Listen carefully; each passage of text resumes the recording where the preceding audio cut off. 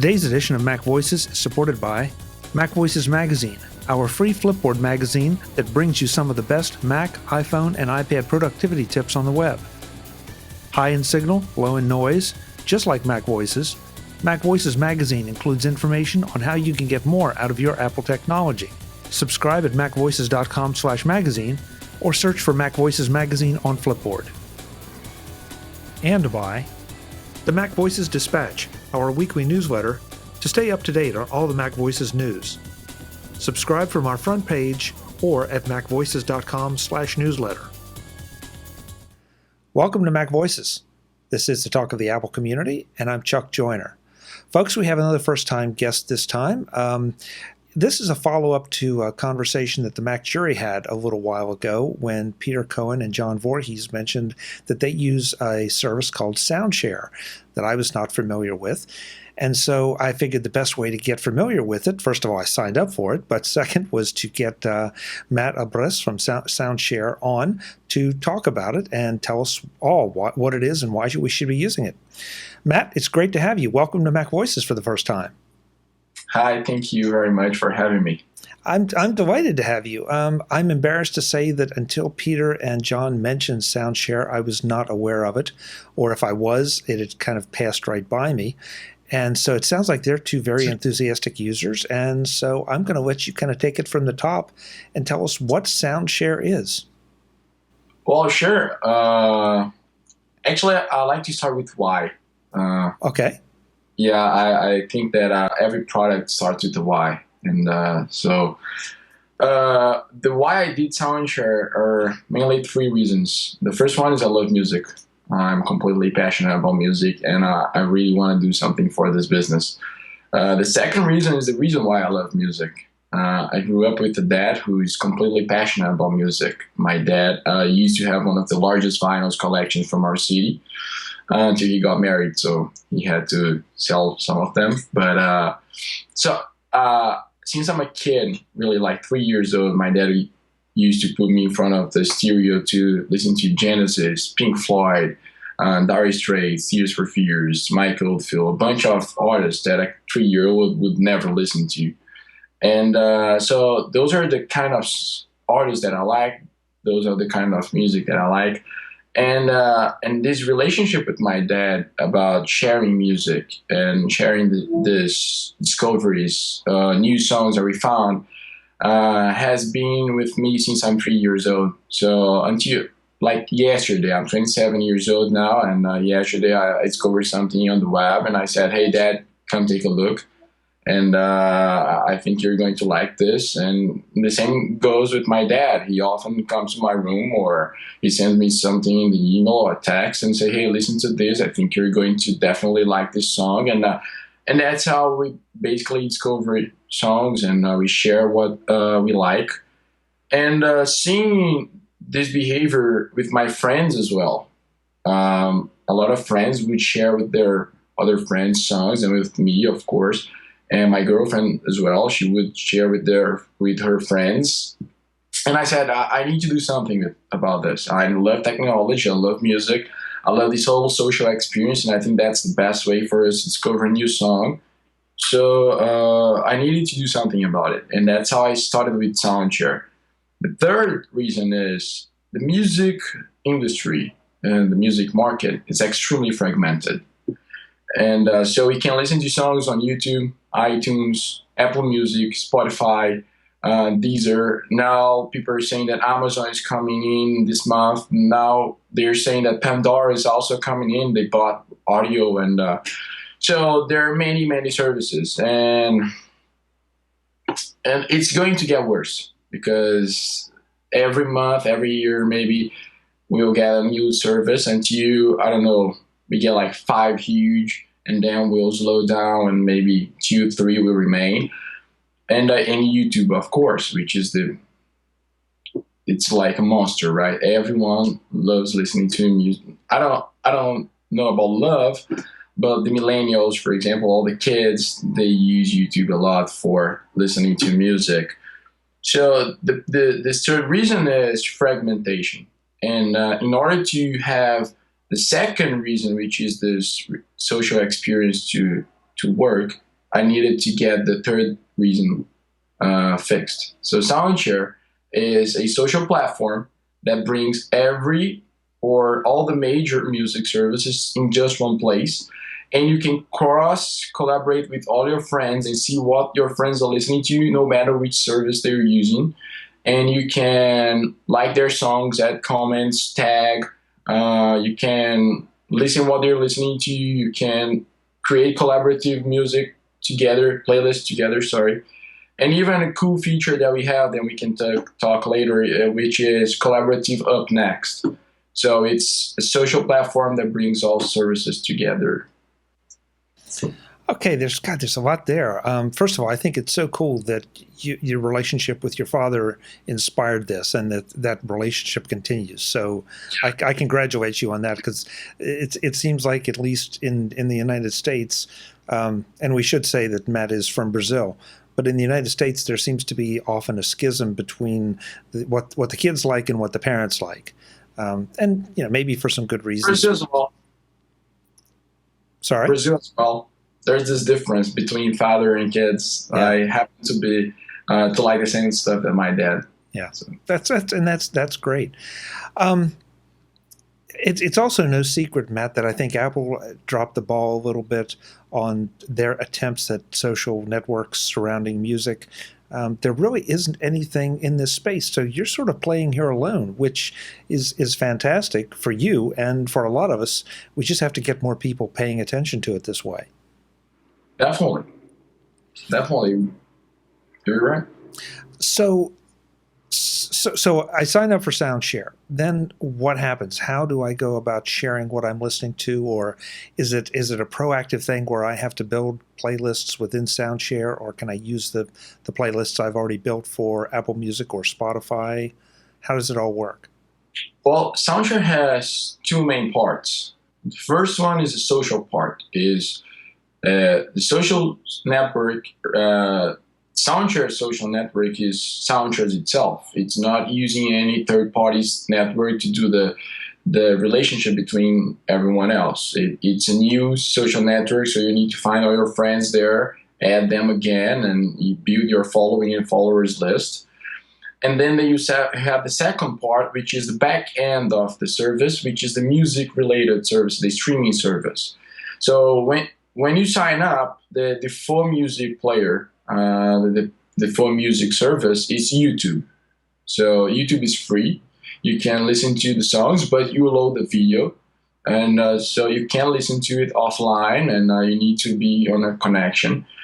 And the search engine, it's on iTunes, because YouTube doesn't have the artist of that song, the album art of that song, more information of that specific song. So what I've done was I created a link, an algorithm that is able to get a song from iTunes, which is a free and open API, on YouTube, and find the right video for that specific song. So once you sign up on SoundShare, you get this. You get a real cool search that has all the albums from every artist that's there, and you can buy it with a single tap if you want.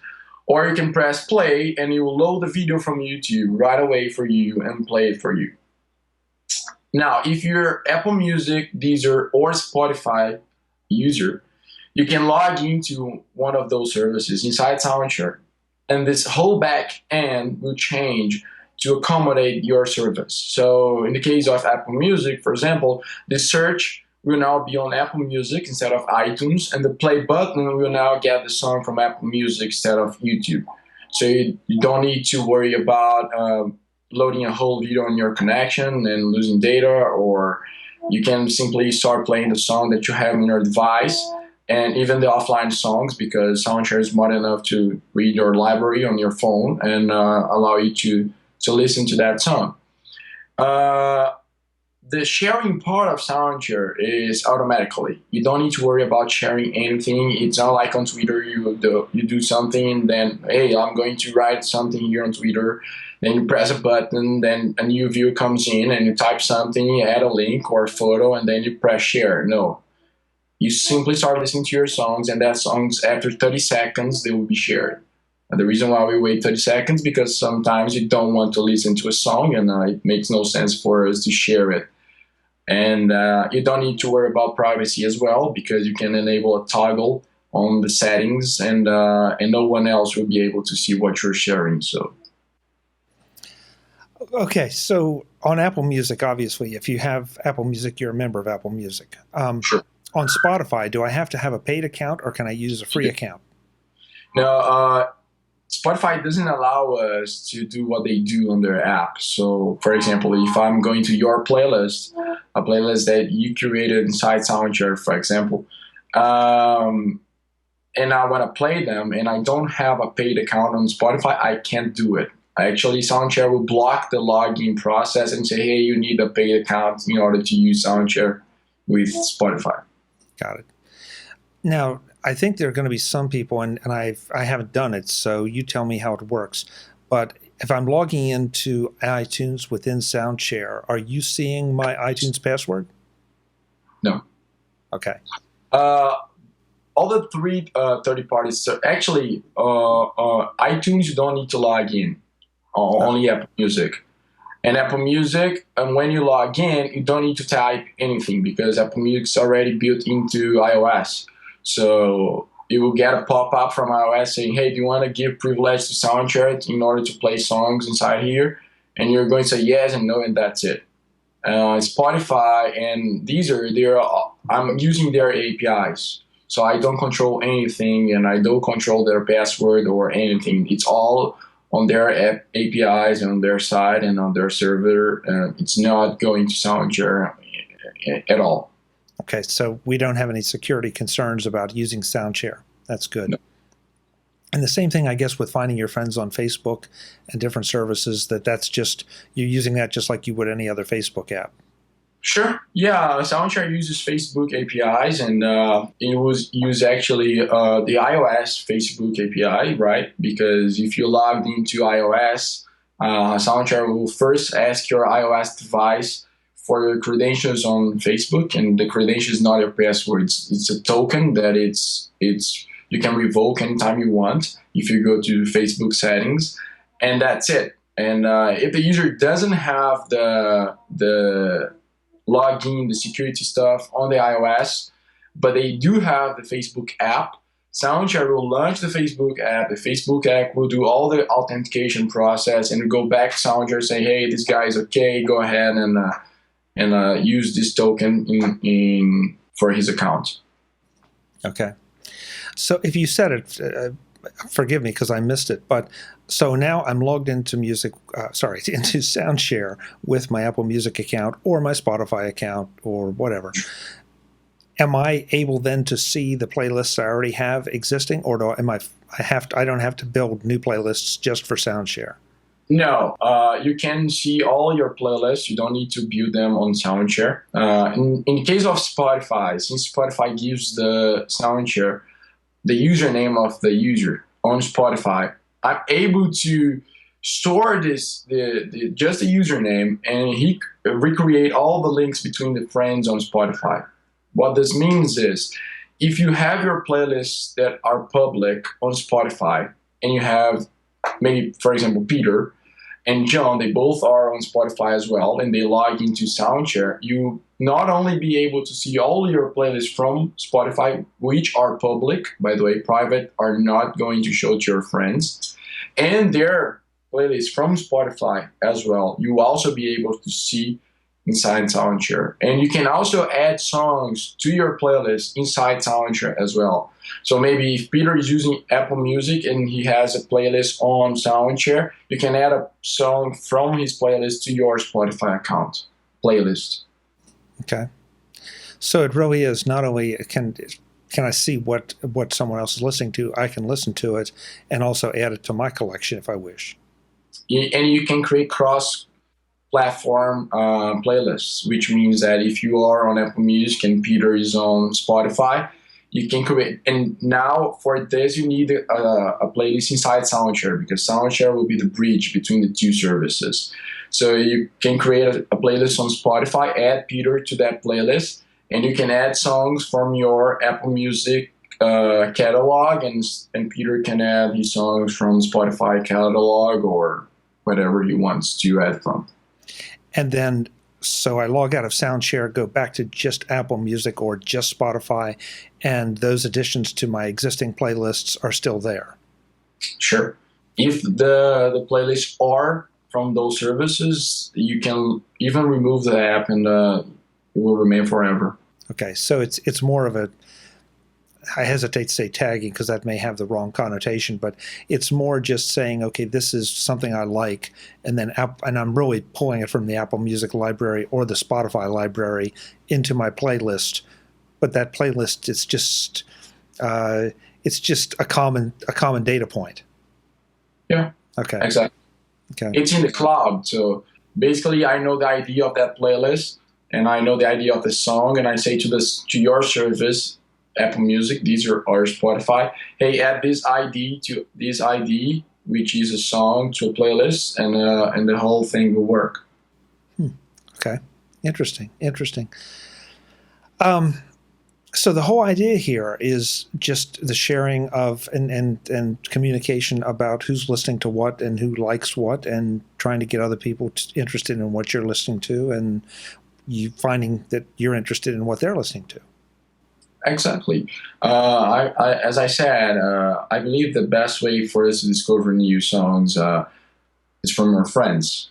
And the problem with today's market and today's services is that we need to choose between friends or music. Because if I choose Apple Music, I have no friends at all. If I choose Spotify, I have only the friends that are on Spotify. And this needs to be fixed. This is a problem. User doesn't need to go through this kind of decision. They need to have everything they want in just one app. And when I built SoundShare, I saw how powerful it is because, again, you can create playlists from different services and see what your friends on Apple Music, which doesn't have a social network, is listening to. So. I have to ask, because I always worry about services like yours that are free to use or free to sign up for, because I want them to stay around. How are you monetizing this? I'm not yet. We do have some plans. The first goal is to learn what the user really wants. So we're not investing that much in marketing, for example, because otherwise we'll get like 2-3 million users in a week, and we'll lose them because we don't have the perfect product.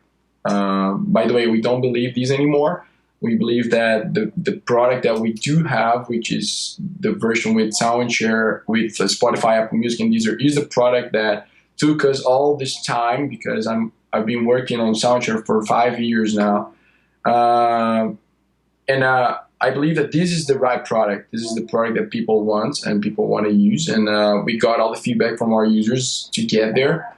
So the monetization part will be only achieved and only executed when we feel comfortable that we already have a really large and faithful and passionate community around it. So we won't execute it earlier than that.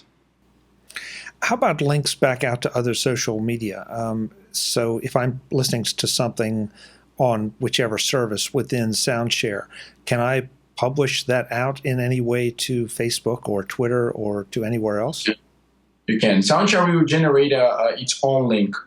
The reason why we created our own link is because it will take your friend or whoever clicks on that link to a SoundShare page. And on that SoundShare page, you have the YouTube link from that song, so your friend can listen to it right away with just a push of the button. The iTunes link to buy it if they want, and a SoundCloud link, because SoundCloud also has a ton of songs, and it's free and everyone can listen to. And it also has an opening SoundShare button. So if your friend or a person who clicks at the link is using SoundShare, as soon as they hit that button, they would be taken to that song inside SoundShare, and then they can press the play button and use their service, Spotify, Apple Music, or Deezer, to play it inside SoundShare. Interesting model, the way you've set it up so that someone doesn't necessarily have to be a member of any of these services. As long as the track is available on SoundCloud or YouTube, the potential audience has a free option to listen to it, decide if they like it, decide if they want to become more involved. Yeah, it's all about music. If I create a link it's just a clickbait to my app, it makes no sense. I want people to listen to the song. That's why I created SoundShare, because I wanna make music cool again. I wanna move the culture on music. I wanna change how we experience music. So it makes no sense for me to just create a clickbait for my app. Right. And we should mention too that right now, anyway, SoundShare I think is only available for iOS. It's not really. There's no Mac or desktop application at this point. Not Android, also. Okay. iOS only. iOS only, not Android. Yeah. Okay. So this is just something we get to play with, folks, as Mac users and iOS users. Good job, Matt. So what happens when you say that it creates a link? Is that, again, let's just say that I'm working in the house or working at the desk. I put on a playlist of 20 tracks. Is it automatically spitting out to Facebook or Twitter each time a new track comes up, or do I have to consciously say I want to share this track to the other services? In order to share to external services like Facebook, Twitter, you need to press a button. It's not going to be automatically shared just like it does with SoundShare. Privacy reasons. I don't know if you want to share those songs. One of the reasons why we created a social network in the first place, and we are not using third-party networks like Facebook, is privacy. I have, 500 friends on Facebook. I don't want those 500 friends seeing what I'm listening to. But if I create a new network, I can add maybe 20 or 30 that I do want to share my songs with them. So external services, you need to press a button. Okay. But within, let's just say Peter and John and I are all three members of SoundShare. I choose to make my playlist public within SoundShare, then they can see everything I've been listening to and go from there. You don't need to worry about the playlist. Your playlist will always be public inside SoundShare. Everything that you listen to, like I said, if you listen to over 30 seconds of that song will be shared automatically. And you do have the option to enable privacy or not.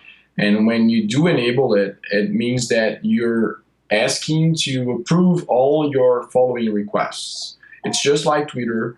It's like you put a lock in your account, and when I go to your account and you're locked and you're with the privacy on, I need to first follow you and get your approval in order to see what you are listening to. So. Understood. Do I have the option to go back and delete something that I've previously shared? Yeah. For example, if you're listening to Peter playlist and you happen to listen to Taylor Swift, you can, of course, remove it. Yeah, Peter, I understand, is a big Taylor Swift fan. I'm going to hear about that one, Matt. So this is really intriguing, and it feels like if you can get the traction, something, you're right, that can actually be a social network around music instead of being a social network around Apple Music or Spotify or any of those, because as an independent, you can bring all these other services together. You even have a free tier, and you've done a brilliant job of making some of that available without having to deal with the record companies and chase all the licensing issues. Yeah, we leave that to third parties, I wrote a piece on Medium about music or friends, right? And this option, and the decision the user needs to make. And one of the arguments that I wrote about it's all those services, Apple Music, Spotify, Deezer, and every other service, they have a lot going on. They need to compete with each other. They need to deal with music labels. They need to bring new users. They need to improve their service. They need to fix bugs. They need to scale their servers. So it's a bunch of stuff going on at the same time. But we as user, we want to see what our friends are listening to, and they're not going to do it. They're not going to, Spotify is not going to open and say, hey, Apple Music, become part of our family. They are not going to do it. So someone needs to kick in and do it. So, and that's what I did. I think it's great. I think it's great. I've played with it just very little because as we record this, I haven't had that much time since Peter and John introduced me to it. But now that, and especially now that I understand it a little more about what is being shared, how and where, I'm much more comfortable with the idea of, taking one of my existing playlists or building something new and then seeing what some of at least Peter and John in SoundShare are doing, and hopefully we'll get a whole bunch of other people in there as well to start sharing what they're interested in. Well, I hope so. So the website, there is a website for this. Of course, the app is in the iOS App Store, but the website where folks can go to learn more is? SoundShareApp.com. Terrific. The feature that I really wanted to talk to you about is collaborative up next. Up next is that key we have on our devices. So if you tap play on a playlist, you have the up next queue. It will be the entire playlist. So if you have a 20-song playlist, you have 19 songs beside the one that is currently playing. And you can add songs to that queue, and can remove songs to that queue, and you can reorder songs from that queue. But the cool thing is, what if you could collaborate on this? The reason why I created this is often we are with our friends in parties or barbecue or at a dinner with our friends, and one person has their phone connected to the system, to the audio system, a small Bluetooth speaker, or maybe your stereo in your house or your Sonos, but it's usually only one person has their phone connected to the audio system. And what happens if the playlist is not good enough and this person is busy? Or what happens if the playlist it's coming to an end and this person doesn't realize? You need to go after this person. You need to ask for their phone and say, hey, put your finger, and they will lock the phone. And then you go to their account and browse and remove songs and add a song and say, hey, here's your phone back. Thank you very much.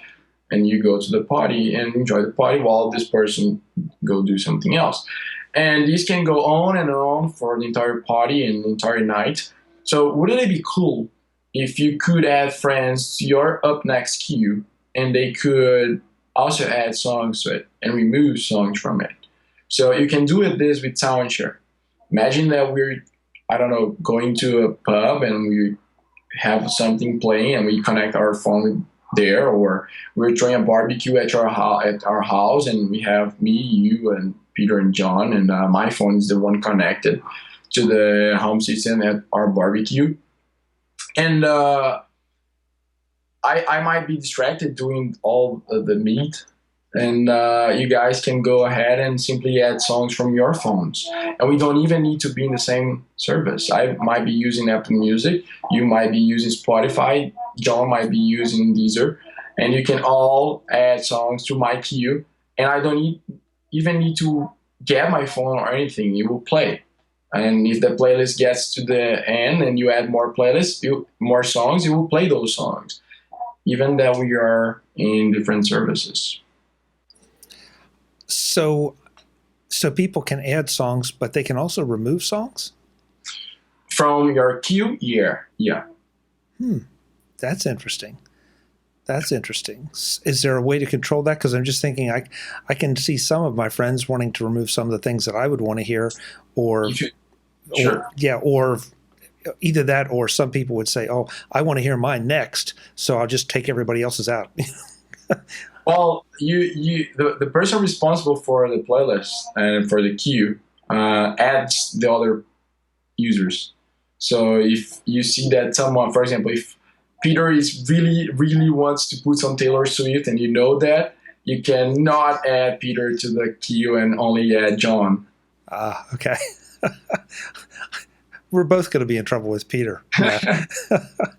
I like it. I like it. Okay, that's a really interesting idea, especially like you say in a more social situation, in a party situation. Instead of you having to be the one to figure out what the music is, let other people figure out what they want to hear and add to the party. Exactly. And you can have your phone in your pocket, and you don't need to put your finger all the time to give your phone to your friends so they can add songs. You said you've been working on this for 5 years. It really shows. It really shows that there's a lot of thought that's gone into this. Yeah. By the way, if you have an iPhone 6s, pretty much everything on SoundShare is 3D touchable. So if you try to 3D touch the song cell, it will give you information about that song. If you try to 3D touch on the album art, it will give information about that album. If you 3D touch on the play button, you give options about the queue, so you can add songs next or add songs to the bottom of the queue. If you 3D touch the mini player, you get information about the now playing stuff, so it's pretty cool.